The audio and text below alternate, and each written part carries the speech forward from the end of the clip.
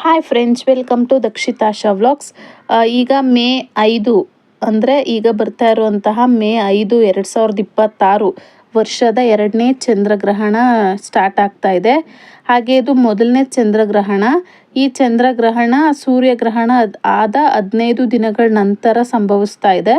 ರಾತ್ರಿ 8:45ಕ್ಕೆ ಗ್ರಹಣ ಆರಂಭ ಆಗಿ ತಡರಾತ್ರಿ 1ಕ್ಕೆ ಕೊನೆ ಆಗ್ತಾ ಇದೆ. ಸೊ ಈ ಗ್ರಹಣ ಭಾರತದಲ್ಲಿ ಗೋಚರ ಆಗ್ತಾ ಇಲ್ಲ. ಹಾಗಾಗಿ ನೀವು ಯಾವುದೇ ಥರದ ವರಿ ಮಾಡ್ಕೊಳ್ಳೋ ಅವಶ್ಯಕತೆ ಇಲ್ಲ. ಗರ್ಭಿಣಿಯರಾದರೆ ಆರಾಮಾಗಿ ನೀವು ಯಾವ ರೀತಿ ಮನೆ ಕೆಲಸ ಮಾಡ್ಕೋತಾ ಇದ್ದೀರ ಮಾಡ್ಕೋಬೋದು. ಮತ್ತು ಪ್ರತಿಯೊಂದು ಊಟನೂ ಕೂಡ ನೀವು ಟೈಮ್ ಟು ಟೈಮ್ ಮಾಡ್ಬೋದು. ಪ್ರತಿಯೊಂದು ಕೆಲಸನೂ ಮಾಡ್ಬೋದು ಮತ್ತು ಹೊರಗಡೆ ಕೂಡ ಓಡಾಡ್ಕೊಬೋದು.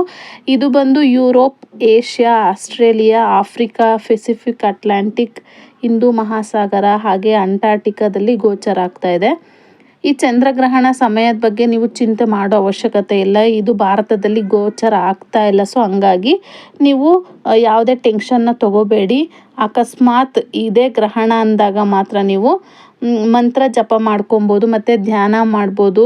ಗ್ರಹಣದ ಟೈಮಲ್ಲಿ ನೀವು ಹೊರಗಡೆ ಹೋಗೋದಕ್ಕೆ ಭಯ ಆಗ್ತಿದೆ, ಇಲ್ಲ ಏನಾದರೂ ನಿಮಗೆ ನೆಗೆಟಿವ್ ಆಗಿ ಮೈಂಡಲ್ಲಿ ರನ್ ಆಗ್ತಿದೆ ಅಂತ ಹೇಳಿದಾಗ ಮಂತ್ರ ಜಪ ಮತ್ತು ಧ್ಯಾನ ಮಾಡ್ಕೊಳ್ಳಿ. ಗಾಯತ್ರಿ ಮಂತ್ರ ಹೇಳ್ಕೊಳ್ಳಿ. ಇಲ್ಲ ನಿಮಗೆ ಬರೋದಿಲ್ಲ ಅಂದರೆ ಮೊಬೈಲಲ್ಲಾದರೂ ನೀವು ಪ್ಲೇ ಮಾಡಿ ಕೇಳೋದ್ರಿಂದ ನಿಮಗೆ ಮೈಂಡ್ ರಿಲ್ಯಾಕ್ಸ್ ಆಗುತ್ತೆ. ಮತ್ತು ವಿಷ್ಣು ಸ್ತೋತ್ರ ಮತ್ತು ಲಲಿತ ಸಹಸ್ರನಾಮ ಪಠಿಸ್ಕೊಳ್ಳಿ, ತುಂಬ ಒಳ್ಳೆಯದಾಗುತ್ತೆ. ಒತ್ತಡ ಮತ್ತು ಭಯ ಪಡೋದು ಬೇಡ. ಈ ಟೈಮಲ್ಲಿ ನೀವು ಪ್ರೆಗ್ನೆಂಟ್ ಆಗಿರೋದ್ರಿಂದ ಗರ್ಭಿಣಿ ಸ್ತ್ರೀಯರು ತುಂಬ ಒಳ್ಳೆ ಮನಃಶಾಂತಿಯಿಂದ ಇರೋದ್ರಿಂದ ತುಂಬ ಒಳ್ಳೆಯದಾಗುತ್ತೆ. ನೆಗೆಟಿವಿಟಿ ಮೈಂಡಿಂದ ನೀವು ತೆಗೆದಾಕಬೇಕಾಗುತ್ತೆ. ಮನಸ್ಸನ್ನು ನೀವು ಶಾಂತವಾಗಿ ಇಟ್ಕೊಳ್ಳಿ. ಹಾಗೆ ಗ್ರಹಣದ ನಂತರ ನೀವು ಸ್ನಾನ ಮಾಡಿ ದೇವ್ರ ಪೂಜೆ ಮಾಡೋದ್ರಿಂದ ಕೂಡ ಒಳ್ಳೆಯದಾಗುತ್ತೆ. ಗ್ರಹಣ ಸಮಯದಲ್ಲಿ ನೀವು ಗರ್ಭಿಣಿಯರು ಹೊರಗಡೆ ಹೋಗಬೇಡಿ. ಈಗ ಅಂತಲ್ಲ, ಬೇರೆ ಇನ್ನೂ ಮುಂದೆ ಬರೋಂತಹ ಚಂದ್ರಗ್ರಹಣ ಆಗಿರ್ಬೋದು, ಸೂರ್ಯಗ್ರಹಣ, ಆ ಟೈಮಲ್ಲಿ ಹೋಗೋದಕ್ಕೆ ಹೋಗಬೇಡಿ. ಯಾಕಂದರೆ ಅದು ಬರೋಂತಹ UV ರೇಸ್ಗಳು ತುಂಬ ಕಠಿಣ, ಅಂದರೆ ತುಂಬ ಕೆಟ್ಟದಾಗಿರುತ್ತೆ. ಸೊ ಒಳಗಡೆ ಇರೋಂತಹ ಬೇಬಿಗೆ ಎಫೆಕ್ಟ್ ಆಗೋ ಚಾನ್ಸಸ್ ಇರುತ್ತೆ. ಸೊ ಹಂಗಾಗಿ ನಿಮ್ಗೇನೇ ಬೇಕಂತ ಹೇಳಿದ್ರು ಬೆಳಗ್ಗೆನೇ ಊಟ ರೆಡಿ ಮಾಡಿ ಇಟ್ಕೊಳ್ಳಿ. ಊಟ ಮಾಡಿಬಿಟ್ಟು ನೀವು ಮನೆ ಒಳಗಡೆನೆ, ಯಾಕಂದರೆ ನೀವು ಪ್ರೆಗ್ನೆಂಟ್ ಲೇಡಿ ಆಗಿರೋದ್ರಿಂದ ಊಟ ಮಾಡಬಾರ್ದು. ಮತ್ತು ಆಮೇಲೆ ಕೂತಲ್ಲೇ ಕೂತಿರಬೇಕು. ಈ ಥರದ್ದೆಲ್ಲ ನೀವು ಯೋಚನೆ ಮಾಡೋಕ್ಕೆ ಹೋಗಬೇಡಿ. ಯಾಕಂದರೆ ಬೇಬಿದು ಮೂಮೆಂಟ್ಸ್ ಎಲ್ಲ ತುಂಬ ಜಾಸ್ತಿ ಇರುತ್ತೆ. ಊಟ ಎಲ್ಲ ಚೆನ್ನಾಗಿ ಊಟ ಮಾಡಬೇಕು ಈ ಟೈಮಲ್ಲಿ ಪ್ರೆಗ್ನೆಂಟ್ ಲೇಡೀಸ್. ಸೊ ಹಂಗಾಗಿ ಊಟನೂ ಸ್ಕಿಪ್ ಮಾಡೋದಕ್ಕಾಗಲ್ಲ. ಪ್ರತಿಯೊಂದು ನಾವು ಮಾಡಬೇಕಾಗುತ್ತೆ. ಬಟ್ ಹೊರಗಡೆ ಹೋಗೋ ಆಗಿಲ್ಲ, ಒಳಗಡೆನೇ ಇರಿ.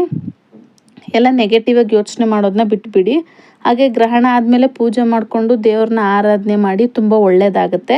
ಸೈಂಟಿಫಿಕ್ಕಾಗಿ ಯಾಕೆ ಹೊರಗಡೆ ಹೋಗಬಾರ್ದು ಅಂತ ಹೇಳ್ತಾರೆ ಅಂತ ಹೇಳಿದ್ರೆ, ಸೂರ್ಯಗ್ರಹಣ ಆಗಿರ್ಬೋದು, ಚಂದ್ರಗ್ರಹಣ ಆಗಿರ್ಬೋದು, ಈ ಸಮಯದಲ್ಲಿ ಹಾನಿಕಾರಕ UV ಕಿರಣಗಳು ವಾಯುಮಂಡಲಕ್ಕೆ ತಲುಪಿ ದೇಶಕ್ಕೆ ಹಾನಿ ಮಾಡ್ತಾ ಇರುತ್ತೆ. ಸೊ ಇದು ಹೊಟ್ಟೆಯಲ್ಲಿ ಬೆಳೀತಿರುವಂತಹ ಮಗುಗೆ, ಭ್ರೂಣಕ್ಕೆ ಆರೋಗ್ಯದ ತೊಂದರೆಯನ್ನು ಮಾಡುತ್ತೆ. ಹಾಗೆ ನಕಾರಾತ್ಮಕ ಪರಿಣಾಮ ಬೀಳಬಹುದು ಅಂತ ದೊಡ್ಡವರು ಹೇಳೋದು. ಗ್ರಹಣದ ಟೈಮಲ್ಲಿ ಮಾನಸಿಕ ಅಥವಾ ದೈಹಿಕ ಒತ್ತಡ ಬೀಳುವಂತಹ ಕೆಲಸಗಳನ್ನು ನೀವು ಮಾಡೋದಕ್ಕೆ ಹೋಗಬೇಡಿ. ಯಾಕಂದರೆ ಶಿಶುವಿನ ಬೆಳವಣಿಗೆಗೆ ತೊಂದರೆ ಆಗುತ್ತೆ.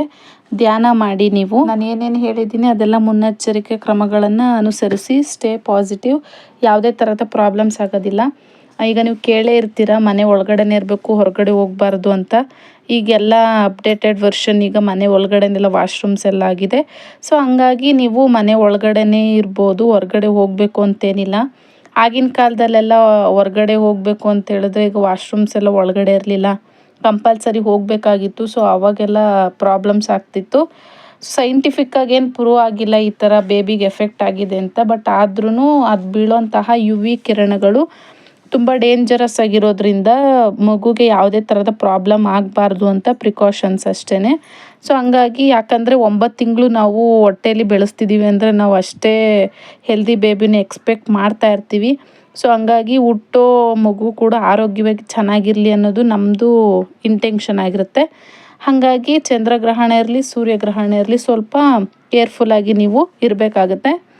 ಯಾವುದೇ ಥರದ ಡೌಟ್ ಇದ್ದರೂ ಏನು ತಲೆ ಕೆಡಿಸ್ಕೊಳ್ಳೋದಕ್ಕೆ ಹೋಗ್ಬೇಡಿ, ಆರಾಮಾಗಿ ಇರಿ. ಯಾವುದೇ ಥರದ ಗ್ರಹಣ ಈಗ ಮೇ 5ನೇ ತಾರೀಕು ಗೋಚರ ಆಗ್ತಾ ಇಲ್ಲ ಭಾರತದಲ್ಲಿ.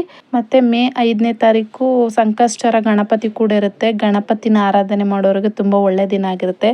ಗಣಪತಿನ ಆರಾಧನೆ ಮಾಡಿ.